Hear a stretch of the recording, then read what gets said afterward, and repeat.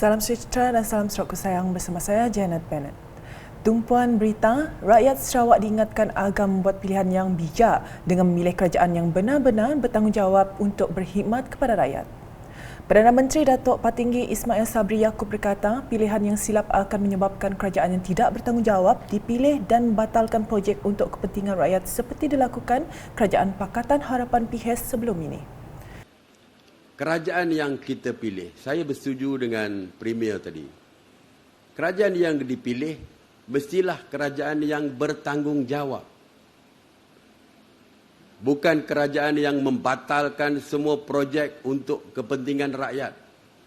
Bezanya, mereka batal, kita tambah peruntukan untuk kepentingan rakyat. Itu beza antara kita dan yang lain. Sebab itulah saya bersetuju. Jangan tersalah membuat pilihan. Jika tersalah membuat pilihan, yang merana adalah kita sendiri. Beliau berucap demikian semasa majlis perasmian pembukaan Lebuh Raya PEN Borneo Sarawak Seksyen Selangau WPC 08 dan inisiatif Peranti Siswa Keluarga Malaysia di tapak Jejambat Selangau pada Isnin. Dalam hal ini, Perdana Menteri menegaskan Kerajaan Persekutuan amat memerlukan sokongan daripada Gabungan Parti Sarawak GPS untuk membentuk kerajaan Malaysia yang stabil. Katanya kerajaan yang stabil akan dapat meningkatkan ekonomi negara. Sekali lagi saya amat bersetuju dengan pandangan ataupun ucapan yang diberikan oleh Premier tadi bahawa kerajaan yang stabil perlu diwujudkan. Dan kerajaan persekutuan pastinya tidak mampu berdiri sendiri tanpa sokongan daripada GPS, iaitu parti di Sarawak. Dan seperti yang disebutkan bahawa apabila kerajaan stabil, kita boleh menumpukan perhatian kepada meningkatkan ekonomi kita. Beliau juga memberi jaminan akan mengutamakan kepentingan Sarawak jika dipilih semula sebagai Perdana Menteri selepas PRU 15 nanti.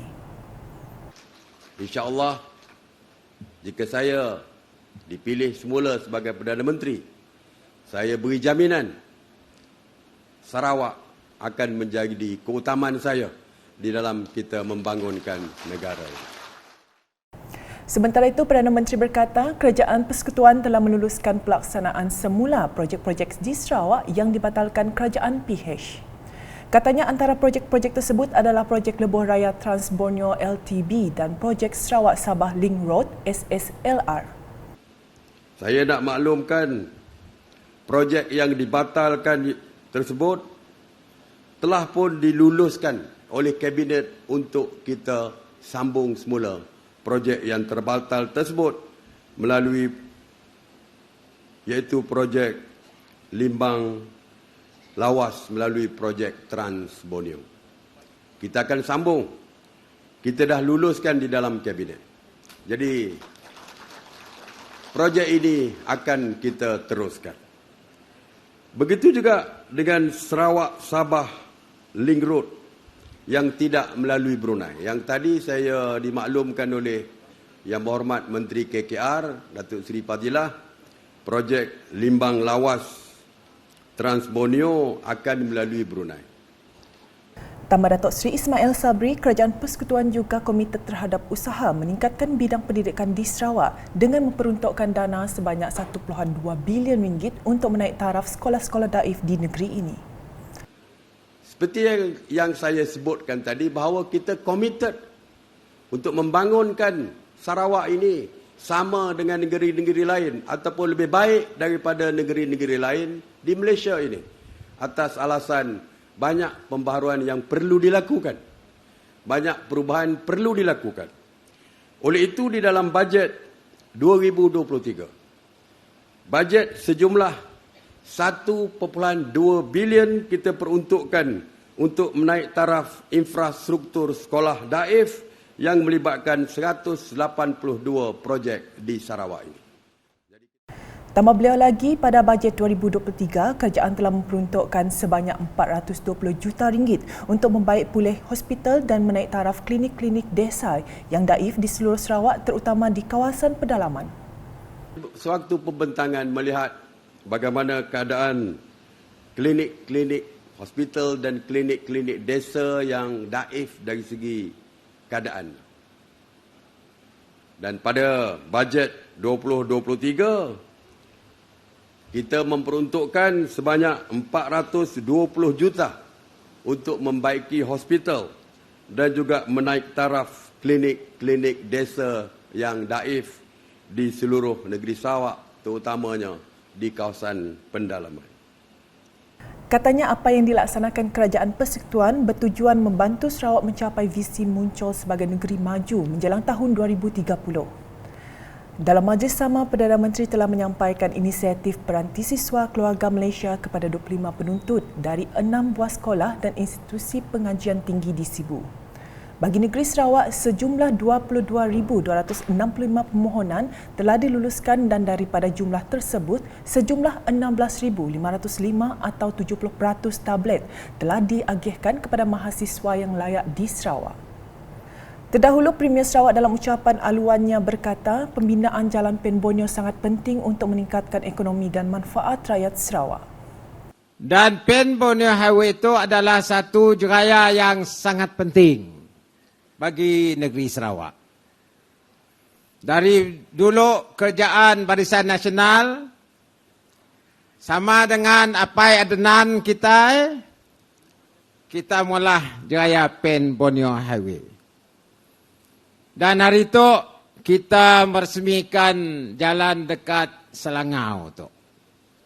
Dan jalan tu sudah tentu memberikan manfaat kepada kita. Dari ekonomi, untuk kita bertemu, untuk kita berjalan, untuk kita berdagang, itulah jalannya. Katanya tindakan kerajaan PIHES membatalkan projek itu telah melambatkan proses pembinaan jalan yang sangat penting itu. Datuk Seri Fadilah ngata belum siap lagi 100%. Tahun baru siap.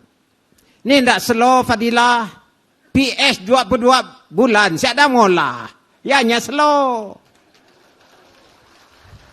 Kalau PS dah mula ikut jadual, mari dah siap dah. Jangan pisang buah 2 kali tu. Susnya orang Selangau. Pengari, pandai lari. Kita nyokongnya, lari. Sokong menang, tinggal bye-bye. Baik ada Edwin Manok Sabong nak nyambut tu. Tegasnya, kerajaan GPS sedia bekerjasama dengan kerajaan pusat untuk menubuhkan kerajaan yang stabil demi untuk membangunkan Sarawak. Sebab ya kita di Sarawak, kita mesti jaga Sarawak, kita kerjasama dengan kerajaan persekutuan. Dan kita bangunkan negeri kita. Sementara itu, Datuk Seri Fadilah berkata projek Lebuh Raya Pen Borneo Sarawak kini telah siap sebanyak 89% dan dijangka siap pada suku pertama tahun 2023. Katanya projek Lebuh Raya Pen Borneo Seksyen Selangau yang menelan kos pembinaan sebanyak RM588 juta telah bermula pada 1 November 2016 dan siap sepenuhnya pada 14 November 2022. Seksyen Selangau sepanjang 27 km ini adalah salah satu daripada 2 seksyen di bawah pakej kerja 08, iaitu Jambatan Sungai Kuar ke Jambatan Sungai Arif. Dengan menaik taraf, jalan sedia ada dari 1 lorong 2 hala kepada 2 lorong 2 hala, dan ini akan membantu memudahkan aliran trafik antara Sibu ke Bintulu. Selain itu, penduduk di sepanjang jajaran iaitu Bandar Sibu, Selangau, Mukah dan juga Balengian turut mendapat faedah daripada infrastruktur jalan raya yang lebih baik, selesa dan selamat hasil daripada pembinaan jalan ini. Projek ini bermula pada 1 November 2016 dan akan dibuka sepenuhnya pada hari ini dengan kos sebanyak RM588 juta dan semuanya dilaksanakan oleh kontraktor dan konsultan tempatan. Dalam perkembangan lain, bangunan Arkib Negara Malaysia di Sarawak telah siap sepenuhnya pada 1 April 2022 merupakan Arkib Negara kelima yang ada di Malaysia. Bangunan baru setinggi 5 tingkat itu telah diserahkan secara rasmi Jabatan Kejaraya JKR Sarawak kepada Arkib Negara Malaysia pada 13 Julai lepas dengan kos pembinaan bangunan sebanyak RM27 juta. Premier Sarawak Datuk Petinggi Tan Sri Dr. Abang Abdul Rahman Zuhari Datuk Abang Openg berkata, setelah 42 tahun, kini Arkib Negara Malaysia, Negeri Sarawak telah mempunyai bangunan sendiri. Kita bersyukur selepas 42 tahun usianya Arkib Negara Malaysia, Negeri Sarawak, tahniah dan syabas, kita kini memiliki bangunan kita sendiri. Berdiri megahnya bangunan ini adalah simbol mercu tanda yang membuktikan komitmen Kerajaan Persekutuan sentiasa mengutamakan pembangunan di negeri Sarawak. Ya, pastinya seiring dengan aspirasi Sarawak untuk menjadi negeri maju menjelang 2030. Beliau berkata demikian dalam teks ucapan yang dibacakan Menteri Pelancongan Industri Kreatif dan Seni Persembahan Sarawak Datuk Seri Abdul Karim Rahman Hamzah dalam majlis perasmian bangunan Arkib Negara Malaysia, Negeri Sarawak di Kuching pada Isnin. Menurut Premier Sarawak, zaman ledakkan data dan maklumat yang menuntut kreativiti dan perkembangan pesat dunia teknologi pada masa kini turut memberi kesan langsung kepada institusi arkib. Jelasnya, pendigitalan bahan arkib dengan tujuan pemeliharaan dan penyelidikan akan membuka ruang kepada institusi arkib untuk menarik lebih ramai penyelidik dan pengguna bahan arkib dari dalam dan luar negara. Katanya lagi, perkhidmatan yang ditawarkan bukan hanya melalui penyelidikan fizikal tetapi juga secara dalam talian bagi membolehkan maklumat diakses melampaui sempadan masa dan tempat. Dalam usaha kita untuk menggembling pelan tindakan blueprint digital, Sarawak memberi tumpuan kepada peningkatan ekosistem bersepadu untuk memupuk masyarakat digital yang inklusif, mengembangkan ekonomi digital serta menggalakkan pentubuhan perniagaan dan sektor teknologi pintar. Inisiatif ini juga perlu disambut oleh penyedia perkhidmatan rujukan data dan juga maklumat termasuk institusi arkib sebagai repositori maklumat rasmi di Sarawak. Laporan selanjutnya, projek komersial Simunjan yang diluluskan di bawah peruntukan projek rakyat sebanyak RM16.3 juta akan dimulakan pada awal tahun 2023. Timbalan Premier Sarawak Datuk Amar Awang Tengah Liasan berkata, projek yang dilaksanakan Lembaga Pembangunan dan Lindungan Tanah LCDA itu merupakan antara perjuangan Kerajaan Sarawak dalam membina masa depan yang lebih baik untuk rakyat di negeri ini. Supaya anak-anak kita ini akan ada pendidikan, kemahiran, kita nak bangunkan bakat mereka. Untuk kita memastikan masa depan mereka akan lebih baik. Apa yang nak kita perjuangkan ialah hari esok akan lebih baik daripada hari ini. Itu yang kita perjuangkan. Kita sudah banyak menempuh cabaran-cabaran. Dan kita mahu anak-anak kita itu akan dapat menghadapi cabaran itu dengan penuh daya. Beliau berucap dalam majlis simbolik pelancaran projek komersial Simunjan dan penyerahan bantuan kewangan perusahaan kecil dan sederhana SME di Esplanade Simunjan pada Ahad. Tambah Datuk Amar Awang Tengah lagi, satu lagi projek yang dapat memberi sosioekonomi kepada anak-anak muda di daerah Simunjan adalah projek Anjung Usahawan. Dalam perkembangan lain, beliau berkata pada pilihan raya umum ke-15 PRU15 ini, Gabungan Parti Sarawak GPS telah menampilkan calon-calon baru dari kalangan pemuda termasuk wanita dalam pilihan raya umum ke-15 PRU15 ini. Sebab itu, dalam setiap pilihan raya, bagi kita, lebih-lebih lagi parti PU, kita kemukakan muka-muka baru. Kita ambil juga daripada wanita-wanita. Dan kita asuh anak-anak muda. Saya dulu mula-mula masuk politik, bertanding 1987. Umur saya belum sampai 30 tahun. Dan saya dapat pengalaman, hasil bimbingan daripada orang-orang tua, orang yang memimpin terlebih dahulu. Inilah proses yang harus kita jalankan untuk memastikan kesinambungan dalam perjuangan kita itu. Terdahulu, Ahli Dewan Undangan Negeri Adus Simunjan Auladris dalam ucapannya merakamkan penghargaan kepada LCDA di atas sumbangan dalam bantu pembangunan sosioekonomi di kawasan Simunjan.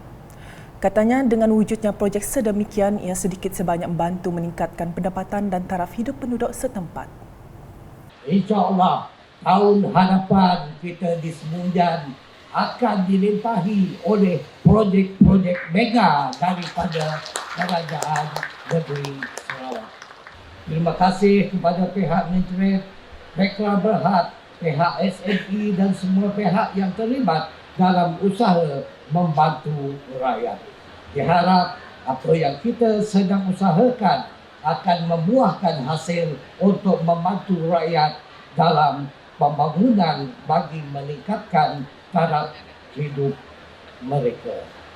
Dalam majlis sama, Dato' Amar Wang Tengah telah menyempurnakan penyerahan bantuan kewangan daripada 5 agensi iaitu Agrobank, SME Bank, Jabatan Kebajikan Masyarakat Sarawak JKMS, Perbadanan Pembangunan Ekonomi Sarawak SEDC dan Tabung Ekonomi Kumpulan Usaha Niaga Tekun, termasuk penyerahan sumbangan CSR oleh Rekla Berhad kepada Lembaga Amanah Kebajikan Islam Simunjan. Manakala laporan mengenai penubuhan syarikat penerbangan milik Sarawak sendiri dapat mengembangkan lagi potensi pelancongan di negeri ini. Menteri Pelancongan Seni dan Budaya Malaysia, Datuk Seri Nancy Sukri berkata, syarikat penerbangan butik itu akan menyediakan satu pilihan tambahan untuk warga Sarawak dan juga pelancong. Actually it's a potential untuk Sarawak kerana ramai orang nak datang ke Sarawak tapi terhad dari segi accessibility. So dapat sekali dari segi penerbangan. Beliau berkata demikian ketika ditemui selepas program Sarawak Ku Sayang 2022 di Esplanade Telaga Air Kuching pada Ahad. Dalam pada itu, Datuk Seri Nancy menaruh harapan agar syarikat tersebut dapat membantu untuk meningkatkan lagi bilangan pelancong yang datang ke Sarawak. Selain itu, katanya ia turut mampu memudahkan rakyat Sarawak untuk kembali ke negeri ini tanpa perlu menanggung kos penerbangan yang terlalu tinggi. Dan mungkin kalau banyak kita punya option dari sisi penerbangan, maka ia boleh memberi satu harga untuk terbang ke Sarawak ini, harga yang kompetitif, jadi tidaklah begitu susah untuk orang Sarawak sendiri nak pulang pun susah. Terdahulu dalam sidang media selepas program, Premier Sarawak Datuk Petinggi Tan Sri Dr. Abang Abdul Rahman Zohari, Datuk Abang Openg berkata, kerajaan kini menunggu keputusan daripada Kementerian Pengangkutan Malaysia MOT untuk mendapatkan lesen bagi menubuhkan syarikat penerbangan butik itu. Laporan seterusnya, calon gabungan Parti Sarawak GPS Parlimen Petrajaya Datuk Seri Fadilah Yusof meluangkan masa menghadiri program FY Youth Meetup bertempat di Cafe Satok pada Ahad. Program ini bertujuan memberi peluang kepada belia dari kawasan Petrajaya untuk sesi soal jawab dan bersua muka dengan Datuk Seri Fadilah. Untuk rekod, sebanyak 30 kumpulan belia yang datang dari kawasan Parlimen Petrajaya telah menyertai program ini. Hai semua, saya Fadilah Yusof, Menteri Kanan Kerja Raya. Dengan ini menyuruh supaya semua anak-anak muda khususnya dan semualah untuk turun mengundi pada 19 bulan ini, sebab undi anda akan membentuk kerajaan Malaysia yang akan datang. Undi anda amat penting untuk menentukan masa depan negara kita. So please datang turun mengundi ramai-ramai 19 bulan itu. Sementara itu, wartawan Unit Komunikasi Awam Sarawak UKAS sempat menemubual beberapa golongan belia mengenai perkongsian harapan mereka dalam program itu. Hai, saya Alhamdulillah hari itu kami baru je lepas pergi ke Youth Meetup Datuk Seri Fadilah Yusof, dan this is a very dreadful session, very fruitful session sebab rasa ada two-way communication, two-way engagement dengan youth di Petrajaya, dengan kami orang pun calon nombor 1. Kami sangat berbangga dan sangat berbesar hati untuk attend program itu kerana Datuk Seri Fadilah Yusof pernah membelakangi belia-belia di kawasan Petrajaya P194. Datuk Seri Fadilah Yusof belia di P194 semua belakang kita. Jabatan yang kami dapat daripada program Meet Up bersama YB Fadilah Yusof adalah kami orang Belia Putrajaya dapat berjumpa secara langsung dan bertanya tentang keperluan belia di Putrajaya, dan kami orang sangat yakin YB Datuk Seri Fadilah mendengar dan mengambil maklum tentang permasalahan dan keinginan Belia Putrajaya. Dan kami daripada Belia Putrajaya inginkan YB Fadilah sekali lagi diberi mandat dan peluang untuk memimpin rakyat di Parlimen P194 Putrajaya. Jadi berilah YB Fadilah Yusof. Hari ini kita berada di Original Car Wash untuk program Fadilah Yusof Youth Meet Up, dan inilah peluang untuk belia-belia bersama dengan calon GPS P194 untuk bertanyakan soalan dan berkongsi pendapat atau apa-apa isu yang dihadapi belia di Putrajaya. Bagi kami sebagai belia, ini adalah peluang untuk berjumpa dengan calon untuk mengemukakan atau berkongsi apakah harapan saya untuk Putrajaya nanti.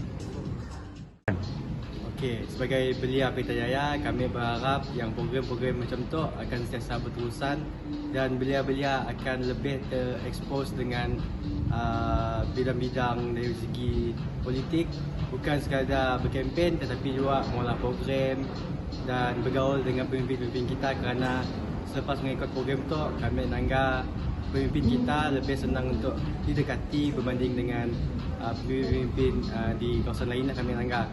Jadi dengan harapnya belia-belia di kawasan Putrajaya akan lebih maju ke depan. Sekian edisi malam bersama saya Janet Bennett. Berita lebih lanjut boleh didapati di semua platform media sosial UKAS termasuk portal ukas.sarawak.gov.my dan UKAS channel di YouTube. #Media Berfakta, salam UKAS.